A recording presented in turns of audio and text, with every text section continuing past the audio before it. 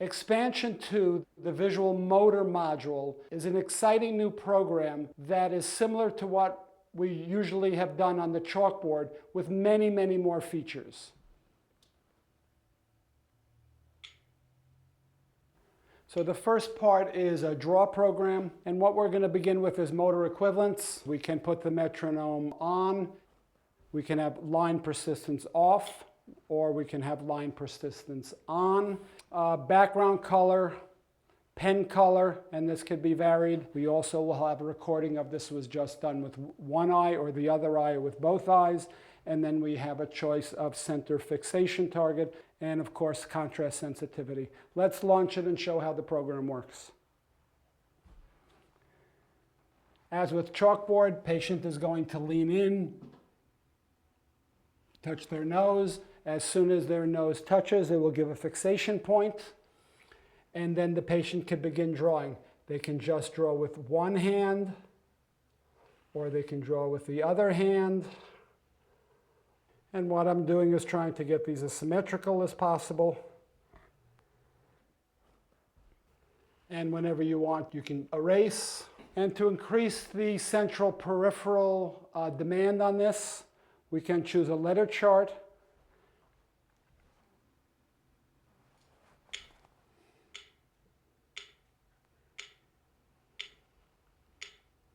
Z, S, K, O, V, I, R, N, E, J. The next program in the draw program is called Shape Trace. Again, we can choose line persistence on, line persistence off. Let's leave it on for a moment. We can choose the color of the shape. We can choose background color, we can choose pen color, and we can choose buffer. What buffer means is how much slop there is in the system and how precise the performance has to be. We also have a choice of multiple stimuli. We can record whether one eye is working, the other eye is working. We also have a choice of a center fixation target of being an X or a letter chart. Let me show how this works. Let's start with the circle. And again, I'm going to start the same way. Let's choose the left for this one. And you'll notice as I go off the line, because it has a very small buffer, it's going to give me feedback very, very quickly that I'm off the line. The wonderful thing on this also is I can work monocular in a binocular field as well. And in the results, not only will it give you all of the other variables, but it'll also give you the percent of the time on target so you can gauge performance improvements. What I can do when these circles are on here as well is I can change the width of the line to make it more challenging or less challenging. I can change the size of the target, and I can change the separation of the targets. I'm going to be tracing this, and let's just say the performance is, and the patient needs to start over again. You just erase it, and you can begin again. The next program in the draw program is called Replicate. Let me demonstrate that to you. I have the same choice I had before, shape color or pen color. Shape color, we're going to make it blue. Have a choice of the pen color, make the background color black. What we're going to try to do on this program is try to replicate the target we see on one side and the other side, both in terms of quality of reproduction, also in terms of size and distance from midline. I've chosen a triangle. Let's launch it.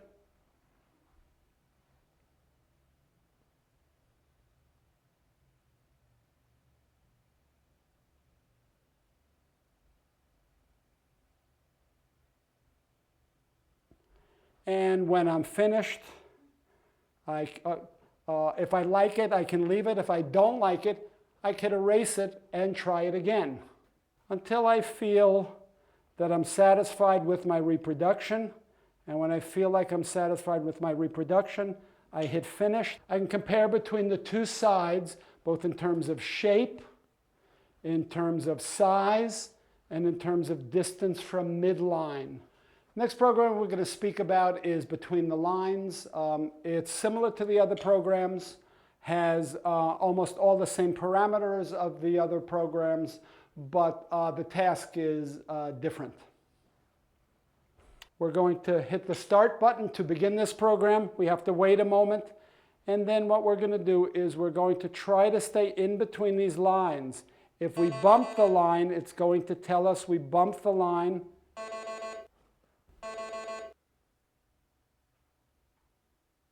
And as performance gets better, what we do is we make a smaller and smaller boundary area. What we're going to do, what this is now going to do, is it's going to tell me the quality of my performance by counting the number of collisions. And on this particular trial, I had 4 collisions. The next program is GeoBoards, probably the most exciting program of the visual motor section. GeoBoards was developed by Dr. Jerome Rosner. And what he found actually in some of the best research that showed the connection between vision and learning and improvements in school was working on these geoboard patterns. On each of these levels, we have 20 patterns of increasing complexity going from easier to more complex.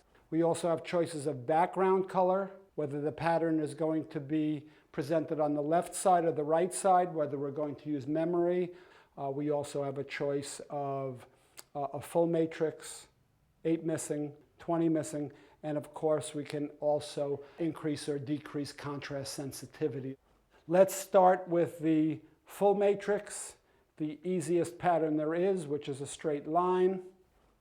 And what I would do is I would draw on here, and then if I like that one, I can hit finished, and it shows me the pattern right under my pattern. Let me jump to one that's a little bit more interesting. I'm going to purposely make some errors on this so you can see how this might look and how I can get feedback on my performance. I would hit finished, and what I could see here is where I drew the pattern and then where the original pattern was to check my errors. Let's raise the level by choosing flip horizontal. And now what I have to do is reproduce this, but flipped horizontally.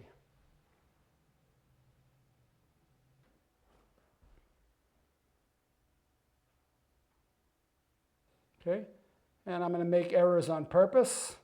And now I can check this and see that I really did not see that flip. What I'm going to choose is to rotate 90 degrees, and I've chosen 90 degrees to the right. And what we're going to do is see how this would look rotated 90 degrees to the right.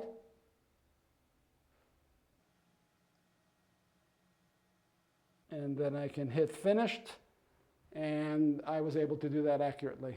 What I could do to make it more challenging is I would go to some missing dots. This time I'm going to a 16 dot missing, and now I have to reproduce this again, but without all of the dots being there.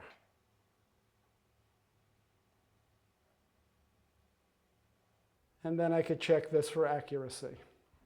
I could also make it even more demanding by putting a memory function in there. And I can change the time as well. So I'm going to see the pattern, then the pattern is going to disappear. This is what it would look like. That pattern's going to be there. And what I have to now do is remember what I saw and be able to reproduce that pattern, hit finished.